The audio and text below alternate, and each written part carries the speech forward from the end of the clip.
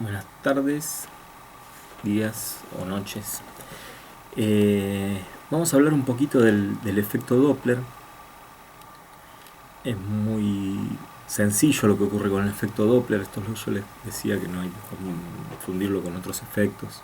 En esto que estamos viendo de la espacialidad y de la direccionalidad del sonido, en el caso del efecto Doppler es tener en cuenta la fuente de sonido en movimiento. O sea, nosotros, en realidad es un movimiento relativo.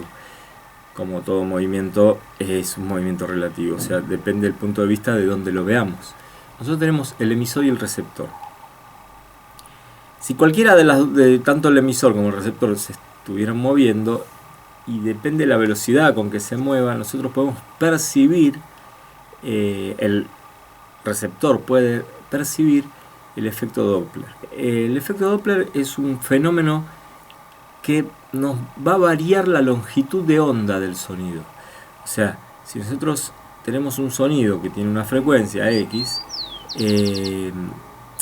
cuando la fuente, el emisor y el receptor se acercan, esa frecuencia va a aumentar. Y cuando la fuente y el receptor se alejan, esa frecuencia va a bajar, o sea, va a ser menor. ¿Por qué? Porque tiene que ver con la longitud de onda. Vamos a ver una gráfica y vamos a ver qué sucede. La velocidad del sonido es constante. Entonces, a partir de saber que la velocidad del sonido es constante, nosotros, de acuerdo a la longitud de onda, de acuerdo a cada una de estas ondas, qué separación tiene, qué longitud de onda, vamos a saber la frecuencia. Si nosotros nos movemos, como la velocidad del sonido, en el caso del sonido, en el Doppler del caso del sonido, es muy baja. Si sabemos que la velocidad del sonido es de 1200 y pico, 1230, depende de la temperatura también, kilómetros por hora, y tenemos un vehículo que puede desplazarse a 120 kilómetros por hora, tenemos el caso de que el vehículo se desplaza al 10% de la velocidad del sonido. Y es mucho, o sea, es notable, se puede notar la diferencia de frecuencia, la alteración que produce en la longitud de onda, justamente porque la velocidad del sonido es bastante baja.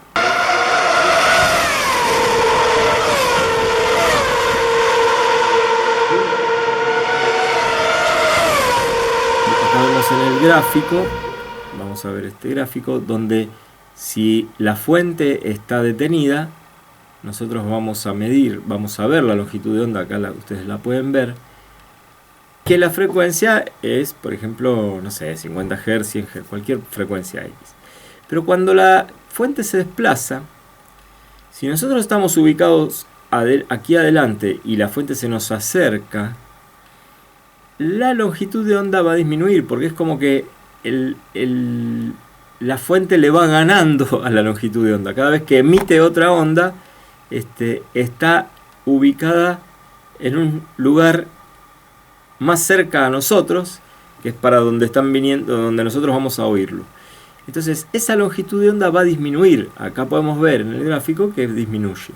Si nosotros estamos ubicados en este otro lugar, la fuente se nos aleja, nosotros vemos que cada vez que emite una onda, la va a emitir más lejos y va a producir que la longitud de onda sea mayor. Entonces, el sonido va a ser más grave. O sea, hay una alteración en la longitud de onda por culpa de este movimiento de la fuente. Básicamente es eso, nosotros vamos a usar ese concepto, y nosotros en el cine lo que hacemos es, en algunos pasajes donde nosotros queramos hacer un efecto de movimiento, nos podemos valer del efecto Doppler para que, modificando la frecuencia, podríamos hacer, si nosotros grabamos algo, una sirena, algo, y la grabamos en un lugar, si nosotros podemos hacer una variación de la frecuencia, podemos hacer la idea, o sea, el efecto de que la fuente se está alejando o se está acercando.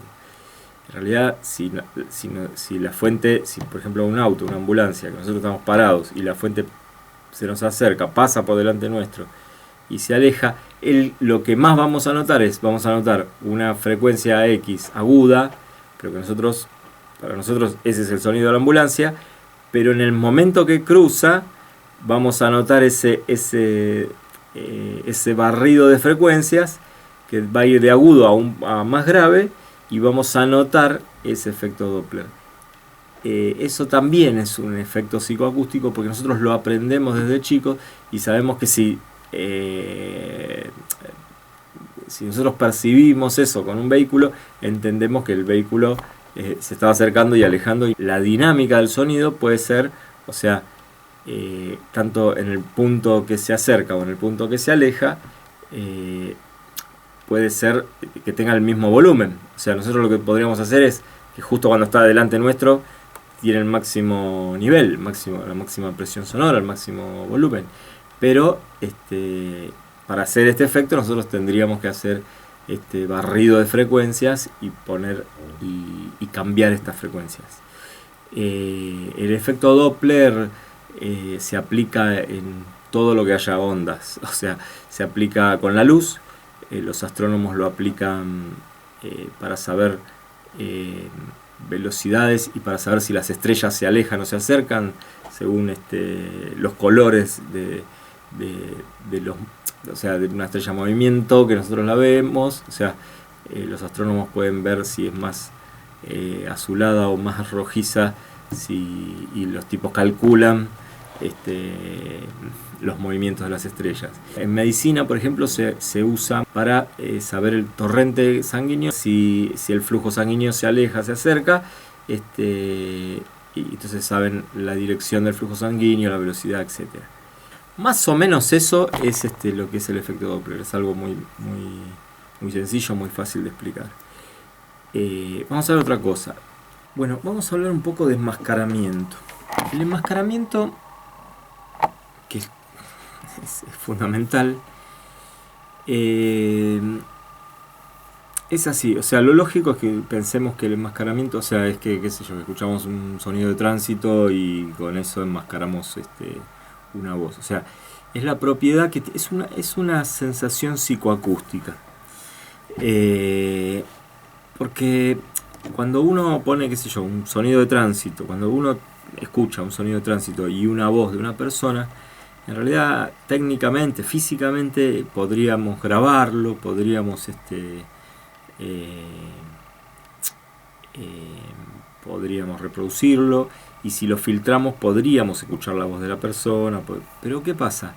El oído es como una especie de defecto del oído, en donde el oído lo que hace es separar y eliminar cosas en beneficio de otras. O sea, si nosotros, la típica, estamos en una reunión y que está lleno de gente y estamos escuchando a alguien con quien estamos hablando, nuestra atención va a quedar en esa persona y todo lo demás lo vamos a eliminar. Eso ya es algo psicoacústico y es algo más elaborado todavía, pero nosotros nos vamos a ayudar quizá con la lectura de labios, etcétera, con ese tipo de cosas. Pero el enmascaramiento se puede, este fenómeno psicoacústico se puede estudiar, y de hecho se ha hecho, y lo que queda... a ver, nosotros vamos a mezclar sonidos. Nosotros vamos a arrancar después y vamos a ver que nosotros vamos a tener una cantidad de bandas de sonidos ilimitada. O sea, siempre depende de lo que nosotros podamos mezclar, pero siempre vamos a estar superponiendo unos sonidos sobre otros. Vamos a estar superponiendo voces, vamos a estar superponiendo músicas, vamos a estar superponiendo un montón de sonidos de diferentes naturalezas.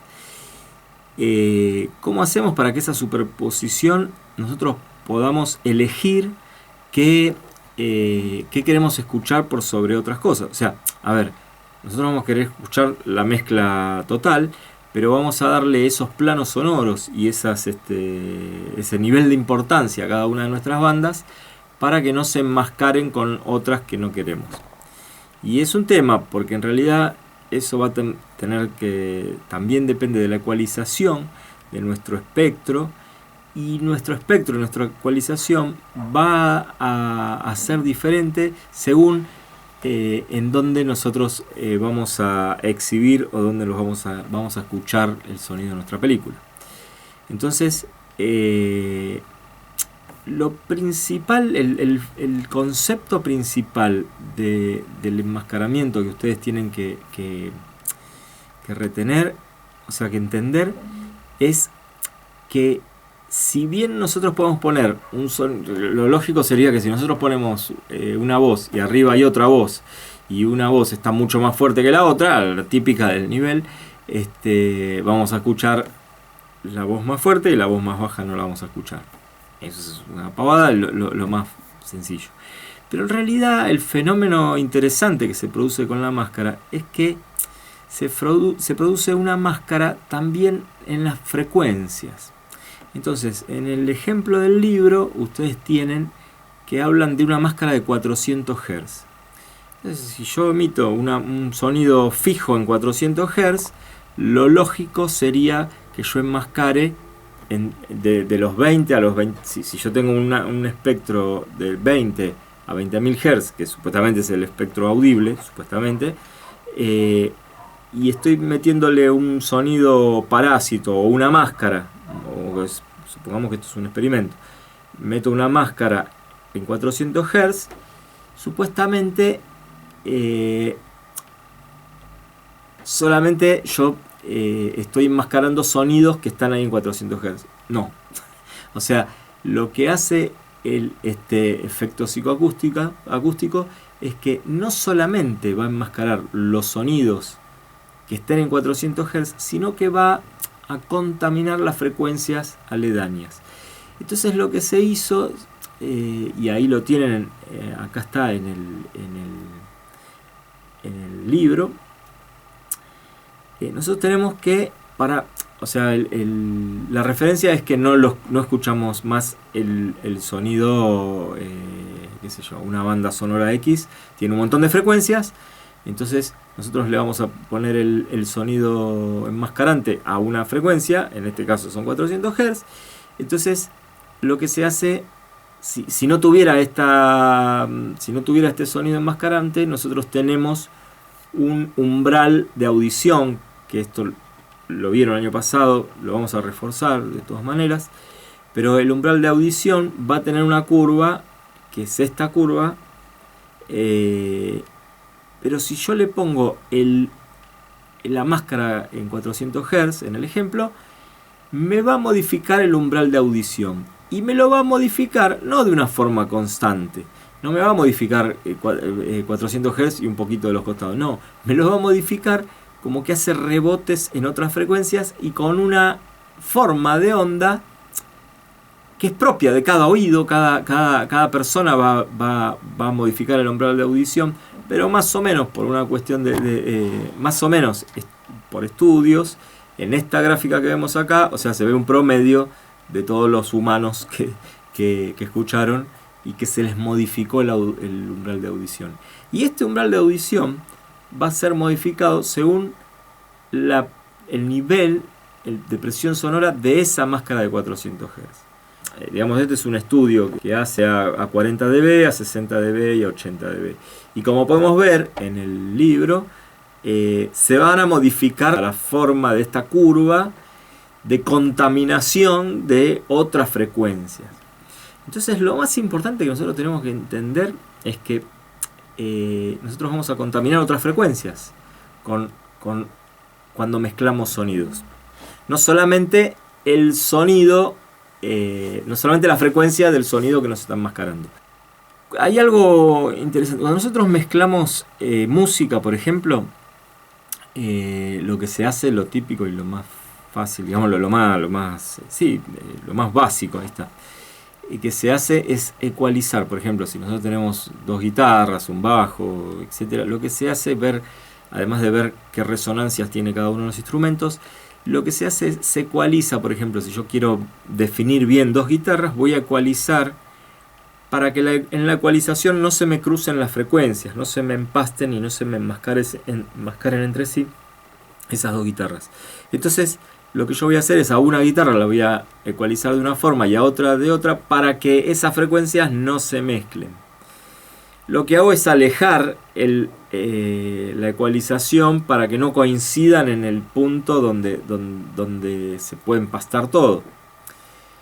Pero siempre tenemos que tener en cuenta que esto es relativo a que por más que ecualicemos vamos a estar contaminando otras frecuencias. Entonces sí, es cierto, sirve para este tipo de ecualización sirve para separar instrumentos, pero nunca se separan del todo. Y lo mismo pasa en nuestras bandas de mezcla en el cine. De todas maneras, o sea, este es un concepto teórico que ustedes tienen que saber, y en la ecualización ustedes van a enmascarar, desenmascarar, van a hacer todo lo que tengan que hacer, pero siempre van a estar trabajando a oído. O sea, siempre van a estar manejando estos conceptos, pero lo que ustedes tienen que tener es, primero, una ecualización de sala que sea lo más parecido posible al estándar de las salas donde ustedes van a mostrar esto, y van a estar ecualizando y van a estar creyendo en esa ecualización que ustedes tienen para hacer esta mezcla. Y estos enmascaramientos los van a definir a oído. O sea, no hay una forma teórica de decir voy a sacarle acá y voy a desenmascarar, etc. Pero lo que sí tienen que saber que cualquier sonido enmascarante lo tienen que alejar del tono que predomina, etc. Pero que van a tener que ir aumentando, disminuyendo, y que de todas maneras van a estar contaminando otras frecuencias. Esto es muy interesante. Digamos, la tecnología usa ese defecto del oído, ese discernimiento, esa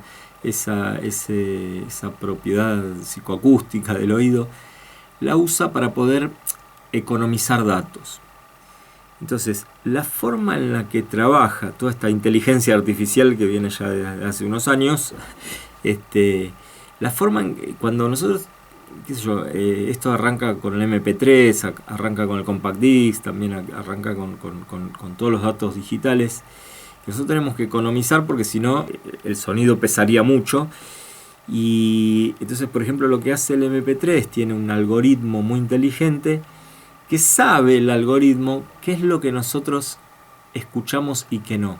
Se basa en nuestra capacidad de enmascarar sonidos de la capacidad del oído de enmascarar sobre otras cosas. Entonces, si nosotros tenemos un sonido de 20 dB y otro de 60 dB, si sabe, o sea, el algoritmo sabe que este sonido de 20 dB no lo vamos a escuchar porque está en estas frecuencias y entonces analiza y lo elimina, lo borra. Entonces solamente vamos a tener la forma de onda de este sonido. Por eso no hay que trabajar en la edición como materia prima para nuestras bandas sonidos que estén en MP3. Y si trabajamos tenemos que tener en cuenta esto, porque ya vienen, es como que en la imagen vendrían pixelados. O sea, porque no le podemos hacer muchas cosas porque ya está muy comprimido. Y una cosa más, hay algo muy interesante que lo vamos a ver en el próximo video, sí, en el próximo ya, que es que la matriz Dolby, el 5.1, si bien es un sistema de canales discretos, o sea que supuestamente cada uno de los canales, de los 5 canales, vamos a escuchar de 20 a 20.000 Hz, el punto 1, el subwoofer va a escuchar solamente de 20 a 120 Hz. Pero los 5 canales discretos, de un 5.1 por ejemplo, que fue una sensación cuando salió, que es de 20 a 20.000 Hz, tampoco tenían la capacidad en el fílmico, por ejemplo, cuando lo empezaron a usar en el AC3, tampoco tenían la capacidad de poner toda la información de esos 5 canales. Entonces, ¿qué hicieron? Hicieron una matriz, Dolby hizo una matriz contra super inteligente, en donde el espectador no sabe que si está escuchando por los 5 canales, se está escuchando muy mal. O sea, lo que hace es un algoritmo elaboradísimo en donde economizan a raíz de este efecto de enmascaramiento. O sea, te van a sacar información por todos lados, total vos no la vas a escuchar. Ahora hay algunas personas que la van a escuchar un poquito más, otras un poquito menos, pero más o menos en la media sabe el algoritmo qué es lo que vos escuchás y qué es lo que no vas a escuchar. Eso lo vamos a ver. Y es algo muy interesante de las matrices de compresión de datos basadas en este efecto psicoacústico de enmascaramiento. Bueno, en la próxima vamos a ver bien, nos vamos a meter en la mezcla en lo que son vamos a meternos en la mezcla de sonido y en la exhibición en cómo son todas estas matrices de reproducción de nuestro sonido terminado de nuestras películas. Hasta la próxima, gracias.